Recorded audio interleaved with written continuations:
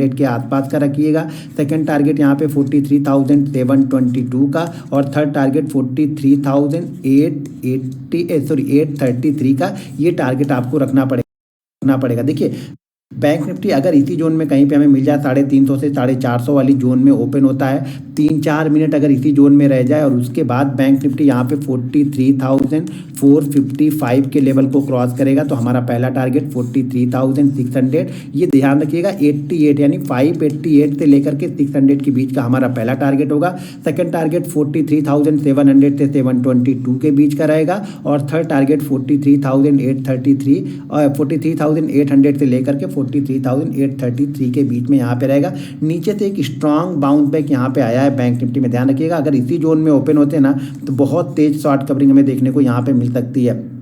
जब भी हम 43,550 या 455 को क्रॉस करेंगे तो उस कंडीशन में जो हमारा एसएल रहेगा वो लगभग 355 का एसएल यानी 100 पॉइंट का एसएल आपको रखना पड़ेगा, क्योंकि वॉलेटिलिटी बहुत ज़्यादा है तो 100 पॉइंट का एसएल लेके ही ट्रेड करेंगे। जैसे ही हम 505 के ऊपर ट्रेड करने लगे आप अपना एसएल बाइंग प्राइस के आसपास यहाँ पे लेके आ सकते हैं। ये मेरा सजेशन यहाँ पे रहेगा, तो आप अपने चार्ट को जरूर रीड करते रहिएगा। अगर मान लीजिए देखिए अब सेल साइड में आने के लिए ना बैंक निफ्टी को एक चीज़ ध्यान रखिएगा, सेल साइड में आने के लिए बैंक निफ्टी को इसी जोन में कंटिन्यू शुरुआती सेशन में 15-20 मिनट 25 मिनट आधे घंटे इसी जोन में ट्रेड करना पड़ेगा। और इस जोन में ट्रेड करने के बाद अगर यहाँ पे डाउन मूव आता है तब पहला टारगेट जो आपको रखना पड़ेगा वो 222 का रखना पड़ेगा और सेकंड टारगेट जो रखना पड़ेगा 100 का यहाँ पे रखना पड़ेगा और थर्ड टारगेट ऑलरेडी 4300 यानी कल का जो आज का जो लो है वो हमारा टारगेट रहेगा। लेकिन उसके लिए यहाँ पे 15-20 मिनट ट्रेड होने के बाद में भी अगर ऊपर नहीं निकल के ये नीचे की साइड में इस रेंज को ब्रेक करता, हो सकता है ये रेंज 50 पॉइंट की बने, 100 पॉइंट की बने, 150 पॉइंट की बने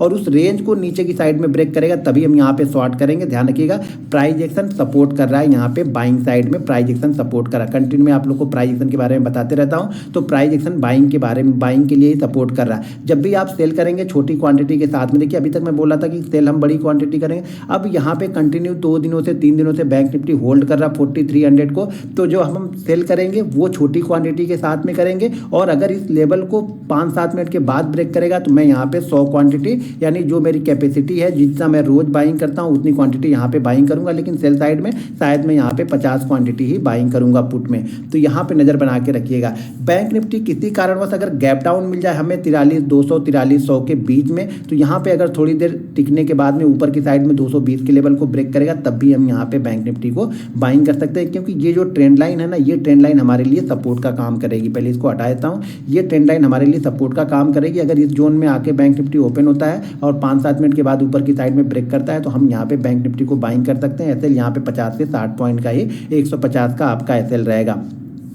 किसी कारणवश बैंक निफ्टी अगर गैप अप ओपन हो जाएगा यहाँ पे 700-800 की जोन में, फिर हमें प्राइस एक्शन फॉलो करना पड़ेगा। देखिए फिर एग्रेसिव होके यहाँ पे बाइंग नहीं, एग्रेसिव होके बाइंग कहाँ पे होगी, अगर बैंक निफ्टी 400 और 350 से लेकर के 450 के बीच में ओपन हो और शुरुआती 3-4 मिनट इसी लेवल के बीच में रहे और उसके बाद इसको क्रॉस करेगा तब यहाँ पे एग्रेसिव बाइंग आप कर सकते हैं। लेकिन एसएल जरूर फॉलो कीजिएगा, 100 पॉइंट का एसएल यहाँ पे लगा के रखना पड़ेगा। यहाँ गैप अप ओपन होने के बाद हम वेट करेंगे कोई शूटिंग स्टार कैंडल बन जाए या फिर कोई रेंज बनने के बाद बैंक निफ्टी नीचे की साइड में ब्रेक करे। ऊपर की साइड में ये रेजिस्टेंस लेवल है यहाँ पे 44,200 ये सारा रेजिस्टेंस एरिया है। तो यहाँ पे 400-500 पॉइंट का अगर गैप अप मिल जाएगा या 300 पॉइंट का भी गैप अप मिले तो वहाँ पे प्राइस एक्शन को देख करके